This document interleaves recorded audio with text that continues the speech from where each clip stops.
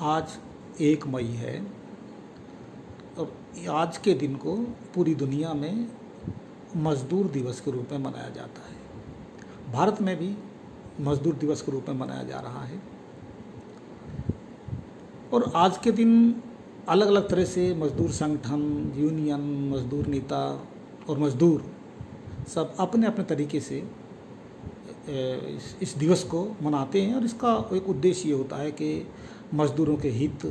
उनके हितों का संरक्षण कैसे हो, मज़दूरों को उनके जो उचित अधिकार हैं वो कैसे मिलें और कैसे वो आर्थिक रूप से वो संपन्न हो सकें, उनकी आर्थिक स्थिति बेहतर हो सके। ये सब चीज़ों पर ध्यान आकृष्ट करता है आज का दिन।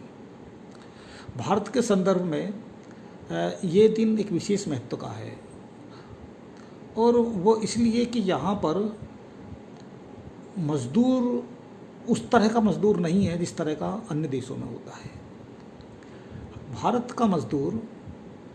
वो श्रमिक या मज़दूर होने के साथ साथ वो एक जाति भी होता है। बाबा साहेब अम्बेडकर ने ये बहुत स्पष्ट कहा था कि जो हमारे यहाँ की जो वर्ण व्यवस्था है वो केवल श्रम का विभाजन नहीं करती कि अलग अलग वर्ण के लोग के लिए जो निर्धारित हैं वो क्या क्या काम करेंगे, केवल श्रम का निर्धारित नहीं करती, वो विभाजन नहीं करती, वो श्रमिकों का भी विभाजन करती है कि वो जन्म के साथ जो जिस वर्ण या जाति में पैदा होता है उसी में रहता है। और इसीलिए कि एक ही काम को करने वाले श्रमिक भी जो अलग अलग जातियों के हैं वो समाज के स्तर पर वो जातियों में वो बटे रहते हैं। इसलिए आज के दिन ये देखना ज़रूरी होता है कि जो हमारे यहाँ जो ये मज़दूर या श्रमिक शब्द है ये औद्योगिक अर्थव्यवस्था का या पूंजीवाद से निकला हुआ शब्द नहीं है। भारत के संदर्भ में ये ब्राह्मणवाद और सामंतवाद से निकला हुआ शब्द है। पूंजीवाद हमारे यहाँ बाद में आया है। हमारे यहाँ ब्राह्मणवाद और सामंतवाद था और उस समय भी एक श्रमिक वर्ग था जो उच्च जातियों के, उच्च वर्णों के, उनके घरों में, खेतों में काम श्रम किया करता था और उस श्रम का कोई उचित मूल्य कोई निर्धारित नहीं था, वो उनकी दया पर एक तरह से निर्भर रहता था। तो बाबा साहेब अम्बेडकर, डॉक्टर अम्बेडकर भारत के इतिहास में एक पहले एक ऐसे नेता हुए हैं कि जिन्होंने श्रमिकों के हितों को लेकर के एक व्यापक रूप से एक सोचा और केवल बयान नहीं दिए कि उन्होंने ज़मीनी स्तर पर जो उसे क्रियान्वित कर सकते थे, जो नीतियां बनाने का और उनको क्रियान्वित करने का एक जो ज़मीनी काम करने का था, उन्होंने वो काम किए। हम सब लोग जानते हैं कि बाबा साहेब अम्बेडकर ने जो शुरुआत के दौर में श्रमिक आंदोलनों में बहुत बड़ा काम किया। जब उन्होंने अपनी पहली राजनीति में जब वो पदार्पण किया और आए तो 1936 में उन्होंने जब पहली अपनी पार्टी बनाई तो वो इंडिपेंडेंट लेबर पार्टी थी और उस लेबर पार्टी में उन्होंने सारे जो मज़दूर हैं उनके हितों की ही बात की और उसका प्रभाव ये हुआ कि जो मुंबई प्रेसिडेंसी के 1937 में चुनाव हुए तो उसमें उन्होंने जो उम्मीदवार शायद 17 उन्होंने उम्मीदवार कुल खड़े किए और 17 में से उनके 14 उम्मीदवार विजयी हो गए थे। तो कांग्रेस की बहुत बड़ा दल था, उनका बहुमत था और उसके बाद में मुस्लिम लीग और तीसरा बड़ा दल वो इंडिपेंडेंट लेबर पार्टी था जो कि नया दल बना था। तो ये श्रमिक वर्गों में, मजदूर वर्गों में डॉक्टर अम्बेडकर की एक बहुत बड़ी पहचान थी। वो हमारे वो कि बहुत बड़े नेता थे। ये इसके अलावा जो रेलवे की बहुत बड़ी श्रमिकों की यूनियन, उसके लिए उन्होंने काम किया। और जो बात जिसको बहुत कम लोग जानते हैं कि मुंबई और दिल्ली में भी जब आए तो जो हमारे जो सफाई कामगार हैं, सफाई कामगारों के उन्होंने कई संगठन बनवाए और उनको संगठित करने के लिए उन्होंने बहुत प्रयास किया। तो ये तो एक इस तरह की चीज़ें हैं कि जो एक श्रमिक नेता के रूप में उन्होंने काम किए। लेकिन जो बहुत बड़े काम बाबा साहेब अम्बेडकर ने किया वो ये कि जब वो वायसराय की काउंसिल में लेबर मेंबर थे, यानी कि आज की शब्दावली में कहा जाए उन्हें श्रम मंत्री थे 1942 से 1946 के बीच, तो उन्होंने जो श्रमिकों के लिए काम किए वो बहुत बड़े आधारभूत काम थे। जैसे कि उस समय तक काम के घंटे निर्धारित नहीं थे, 12 घंटे 14 घंटे एक श्रमिक से काम लिया जाता था। तो बाबा साहेब ने उस समय ये एक बिल लाए को काम के निर्धारित घंटे 8 घंटे का एक निर्धारित होना चाहिए, एक श्रमिक को केवल 8 घंटे काम करना चाहिए। और उसके पीछे उनका एक बहुत बड़ा तर्क जो आज भी जो एक उदाहरण के रूप में हमसे देख सकते हैं, तो काम के घंटे कम हो, ना केवल एक मजदूर का शोषण कम हो, खत्म हो, बल्कि इसलिए कि अधिक से अधिक रोजगारों का सृजन हो, अधिक से अधिक लोगों को काम मिले, रोजगार मिले। तो ये बहुत बड़ी देखिए दूरदृष्टि डॉक्टर अम्बेडकर की कि एक ही काम साधने से, केवल काम ही घंटे करने से 2 चीज़ें होती हैं। एक तो जो श्रमिक काम कर रहा है उनको उनका शोषण से मुक्ति मिलती है कि वो 8 घंटे काम करते हैं, और दूसरा कि उसी काम को करने के लिए एक अधिक लोगों को और रोजगार का सृजन होता है, ये चीज़। दूसरा, महिलाओं को बहुत कम मजदूरी मिलती थी पुरुषों की तुलना में, तो बाबा साहब ने ये भी अपने एक बिल ला करके ये भी व्यवस्था कराई कि वो महिलाओं को भी, जो कामगार हैं उनको भी पुरुषों के समान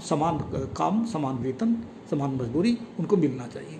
तीसरा, जो बहुत सारी महिलाएं खानों में, खदानों में काम करती थी, वो कष्टदायक काम होता था, और वहाँ पे एक तरह का तो एक खतरनाक भी होता है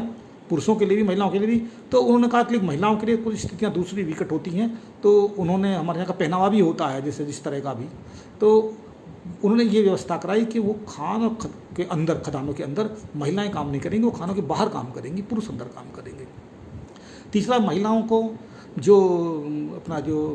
मातृत्व अवकाश होता है, मैटरनिटी लीव, वो नहीं मिलता था। तो वो बाबा साहब अम्बेडकर ने इस बात की व्यवस्था की कि जो महिला है श्रमिक, उनको भी मातृत्व अवकाश मिलना चाहिए, जो मातृत्व लाभ जो और हो सकते हैं वो सब उसको मिलने चाहिए, और वो उन्होंने उसकी व्यवस्था कराई। इसके अलावा जो महिलाएं जो काम जहाँ करती थी, छोटा बच्चा अपना पास होता था, कई बार छोटे बच्चे की वजह से वो काम नहीं कर पाते थे, और घर की आवश्यकताएं होती थी पैसे की, तो बच्चे को लेकर के आना, तो वो काम की जगह पर ही उन बच्चों के रहने की, जैसे क्रच सिस्टम हम बोलते हैं, वो क्रच की व्यवस्था भी बाबा साहब अम्बेडकर ने कराई। तो ये इतने सारी चीज़ें, बाकी जो एक बहुत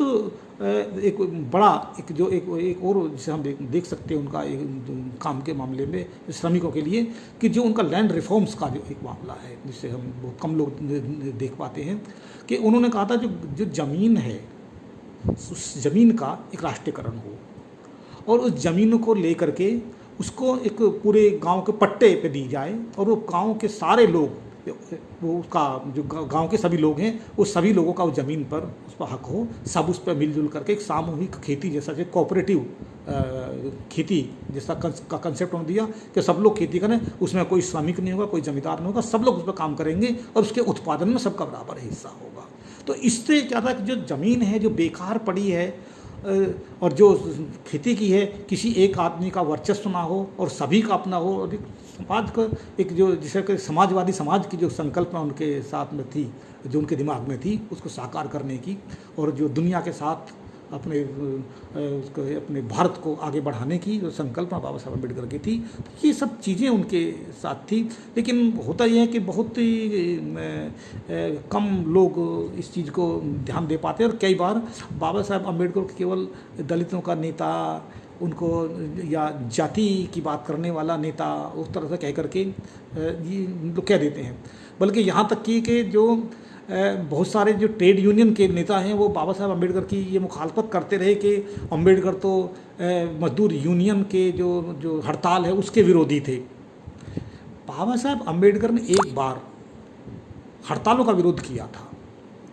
और वो ये किया था कि रोज़ रोज़ जो हड़ताल होती है उससे जो श्रमिकों को मजदूरी नहीं मिलती, उन्हें जो परेशानी होती है, कई बार काम पे से हटा दिए जाते हैं, उसकी कोई फिर बाद में व्यवस्था नहीं होती, तो उससे श्रमिकों पे बहुत उनके हित प्रभावित होते हैं, उनके परिवारों को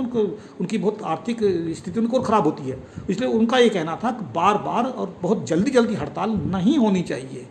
श्रमिकों का बहुत नुकसान होता है। लेकिन जब मुंबई की असेंबली में, वहाँ की विधान मंडल वहाँ पे लाया गया, वहाँ पे काउंसिल में हड़ताल को प्रतिबंध लगाने का एक बिल लाया गया, तो बाबा साहब अम्बेडकर वो नेता थे जिन्होंने उसका विरोध किया था खुल करके, और उसके लिए मजदूरों को लामबंद किया उन्होंने, और वहाँ पे पूरे मुंबई के सारे मजदूरों को एकजुट किया उसके खिलाफ, और उसका प्रभाव ये हुआ कि वो बाद में वो बिल निरस्त हुआ, और मजदूरों को हड़ताल करने का अधिकार मिला। और उसका ये मिला, मजदूरों के इतने लोकप्रिय नेता बाबा साहब अम्बेडकर हो गए थे कि मुंबई म्यूनिसिपल के जो वहाँ पे जो कर्मचारी संघ है, उन्होंने बाबा साहब अम्बेडकर को अपना अध्यक्ष बनवाया। तो बाबा साहब अम्बेडकर का मैं समझता हूँ कि मजदूर दिवस के अवसर पर यदि और नेताओं को याद करना और मजदूर के जो श्रम संबंधों से, सुधारों से, उनके हित के लिए काम करने वाले जहाँ दूसरे लोग याद करते हैं, उससे पहले भारत में बाबा साहब अम्बेडकर को याद करना चाहिए। और मैं समझता हूँ आज 1 मई का दिन ये विशेष अवसर है जब हमें बाबा साहब अम्बेडकर को याद करना चाहिए, उनके अवदान को याद करना चाहिए और उनके प्रति हमें सम्मान व्यक्त करना चाहिए।